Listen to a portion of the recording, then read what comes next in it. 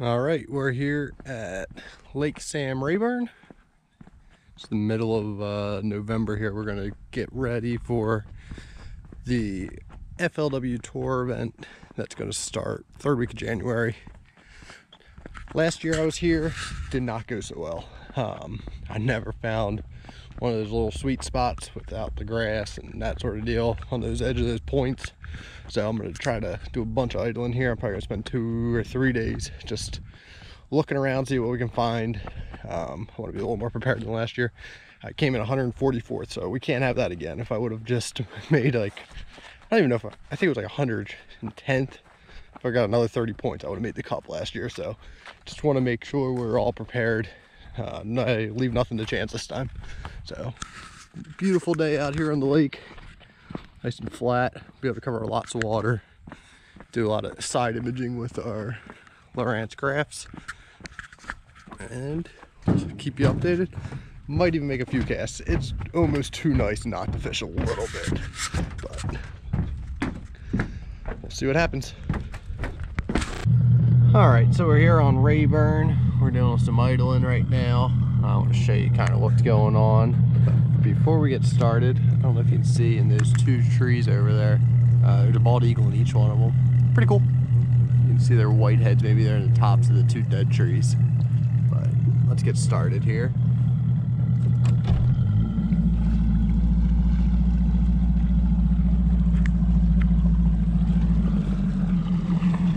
Alright, so we're in 25 foot of water. Kind of idling along here. Let me get us moving and we'll get a better picture reading again. I had stopped, so it wasn't the clearest. So we'll get started right away there. You can see there's a tree standing up. I'll show you how you can see that there. You can see the tree itself, and then you can see the shadow behind it. So that shows you it's actually standing upright. It's a vertical one versus a lay down. It would be laying across the bottom instead. I have it right now set on 140 feet on either side of the boat. Might bump it in a little bit. We're gonna come up here shallower. You can see we're coming up that little edge there. And we're just kind of looking for lay down stumps. Right there's a little ridge you can see that kind of runs out.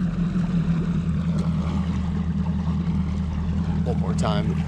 We can see there's eagles up there. That's a little closer, maybe a little clearer now. But we're continuing on here.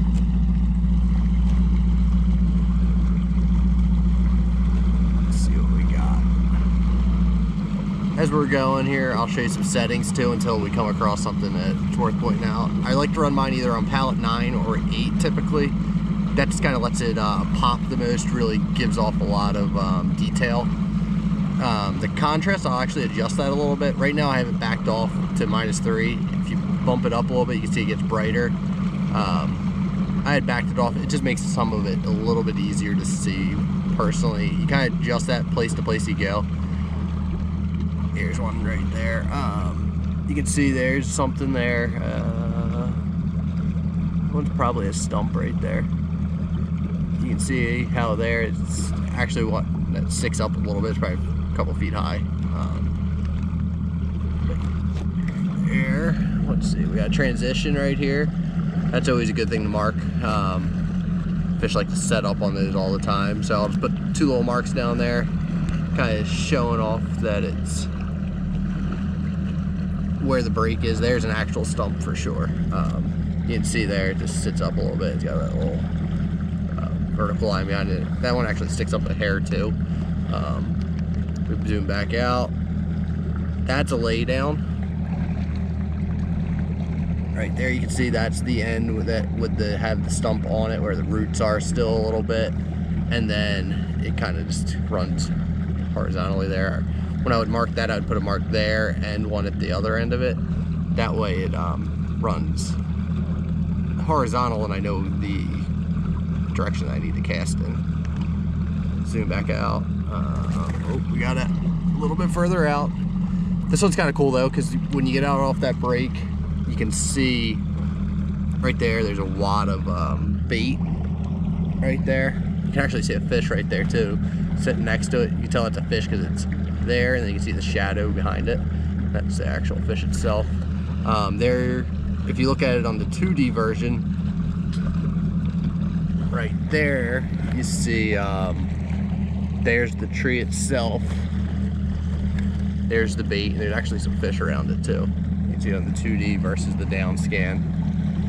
So I like to have the 3 of them up just because it lets me really best distinguish what's what. Sometimes you'll see it on the 2D and it's actually, it might be not be real clear, but if you look at it on your down, it shows exactly what you're looking at. I gotta zoom this back out. There's a bunch of wood down here. If you've been to Rayburn before, you know that's obviously the case. You can actually see one right outside the boat there, just sticking right up. The water gets up a little bit more. It's gonna be a dangerous one. You might have to worry about hitting. Let's continue.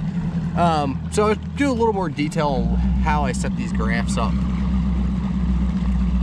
You can see right there, I have one of my maps. Hang on 1 second, let me try to get out of the sun here for a second, make this a little clearer for you guys. There we go, that'll be much better. So I have a map, a little one there, just so I can really see what's going on. I have my 2D, my down, and my side. So I run that on one, and then if you come over here, I run this with just the map. It lets me zoom in, get a lot of detail on it. And when I run them side by side, I can kind of figure out where there's a roadbed right here. There's the old creek channel that would have come in there. It really just gives you a lot of options for looking around and keeping your side scan as large as you can. Right there, we just went over some brush piles. Right there, there are good ones. They're in 20 foot. You can see them there versus on the down scan. And then there they would be. Sometimes you guys zoom in a little bit just to see them better. But they got that. Some more details on the units I'm actually running here. These are the Lowrance HDS 12 lives. For the 2D, I like to run that, it's called Pallet 13. I like that just because it shows the hard bottom. Like it gives a distinct line, and then you can also, when there's fish on it tight to the bottom, they'll show up in a yellow arch, so they're a little easier to see. Right now we're in like a forest. You can see all these trees sticking up.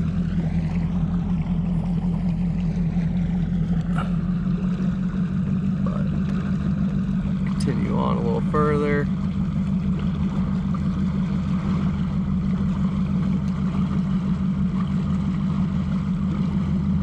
Bear with me for 1 second. We're gonna run over. I want to go show you guys like what a creek channel and all that would look like.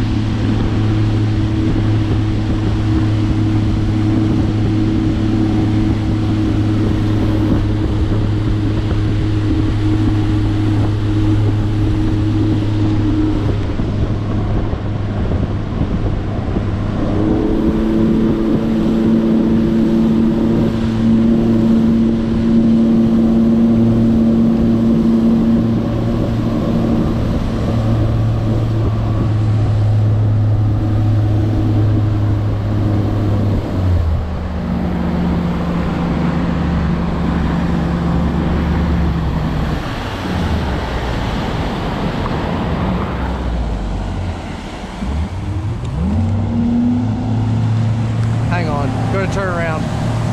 It'll make it a lot clearer for you guys to see.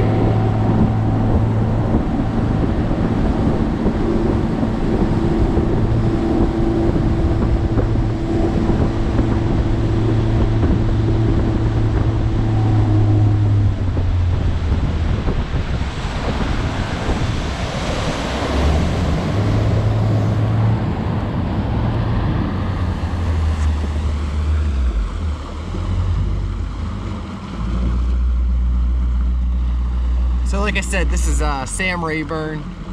I'm down here practicing, getting ready for the FLW Tour event that's going to come here the third week of January. It didn't go so hot last year, so I want to make sure I'm completely prepared.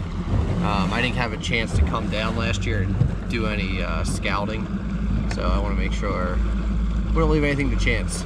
Right here, you can see that's just the waves of where I was bouncing from when I turned around, but I want to show you exactly what I'm looking for. So we're in about, where are we, 14 foot right now.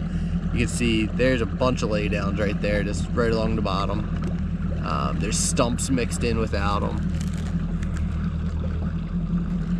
You can see it, there's a little stump there. You can see it on this, well, there's one on the side scan. They're all over the place. There's unlimited amount of those things out here, but we're just kind of moseying around. If I find one that looks like it's got like a little cluster, or if I can find like a hard spot amongst that, that's what I've been really keying on. The other idea to find is I found a little bit of grass. It wasn't like last year where you would come in here and the hydrilla was just everywhere. It's not like that. I think with the lake being 10 foot high when we were here last year, from that happening for so long, it killed it. It wasn't getting the sunlight it needed, because I think it normally grows out into like 10 foot, and with having 20 foot of water on it last year total, it wasn't working. Here's something cool too. See that bait ball right there? You can actually see that arch under there. Right there, you would see it. That's a fish up there coming up and eating them. That's what it looks like on the down scan for Lowrance. You can see the bait ball, the fish. There's actually one out to the side as well. And then there's more of those stumps, whatnot. But that's just kind of what I'm doing. I'm just doing a lot of idling this week. I've spent 3 days so far trying to find everything I can. So if you want to check out more videos of me looking around, side scanning, I got one on Chickamauga. I'll have one out on Gunnersville here shortly. So take a chance, take a look, and if you want to subscribe, that'd be awesome.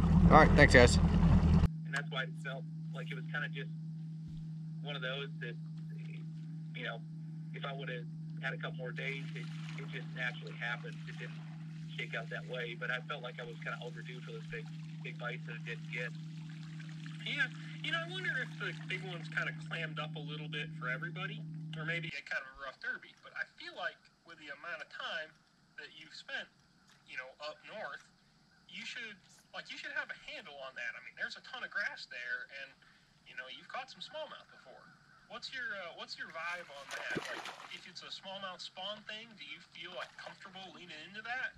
Like, you know, maybe not quite Austin Felix level, but is that something in your game, or do you think that it's more of a you're gonna fish the grass in that one?